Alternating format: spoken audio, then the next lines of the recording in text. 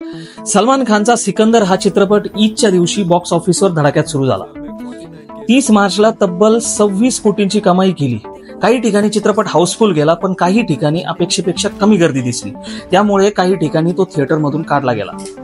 आता सिकंदर आणि छावाची तुलना केली तर छावा हा मराठी कथानकावर आधारित चित्रपट असल्याने महाराष्ट्रात जोरदार चाललाय. छावाकडे सलमान सारखी मोठी स्टार पॉवर नाही, पण त्याची गोष्ट आणि प्रेक्षकांशी असलेली भावनिक जोडणी जबरदस्त जमून आली. सिकंदरला मोठ्या प्रमाणावर थिएटर मिळाली, पण काही ठिकाणी प्रेक्षक कमी होते. उलट छावाने महाराष्ट्रातल्या सिंगल स्क्रीन आणि मल्टीप्लेक्स मध्ये चांगली पकड घेतली. मुंबईत सिकंदरचे बरेचसे शो रद्द झाले नाहीत. उलट G7 मल्टीप्लेक्स, गॅलेक्सी, गॅटी यासारख्या ठिकाणी जास्त शो लावण्यात आले. काही शो मध्ये प्रेक्षक कमी होते, पण तरीही चित्रपट सुरूच ठेवला. छावाच्या बाबतीत सांगायचं झालं तर मराठी प्रेक्षक त्याच्याशी घट्ट जोडले गेले. त्यामुळे तो अजूनही अनेक ठिकाणी चांगला चालतोय.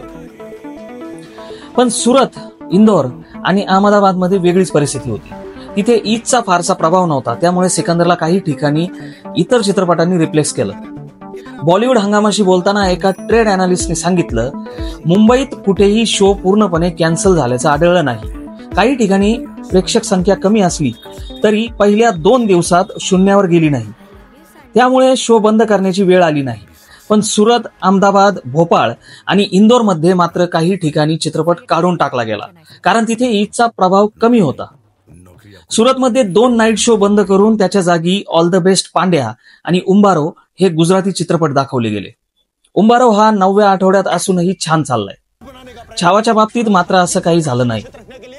उलट त्याच्या शो मध्ये वाढच झाली. मुंबईतल्या काही सिंगल स्क्रीन थिएटरमध्ये सिकंदरला चांगला प्रतिसाद मिळाला.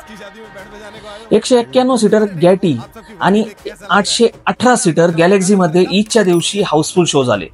तसंच 105 सीटर गॉसिप मध्ये ज्यादा शो लावले गेले. छावालाही काही ठिकाणी मोठा प्रतिसाद मिळतोय, विशेषतः ग्रामीण भागात. पण साऊथ मुंबईच्या PVR आयनॉक्स, नरिमन पॉइंट आणि मेट्रो आयनॉक्स मध्ये मात्र सिकंदरचे नाईट शो काढले गेले.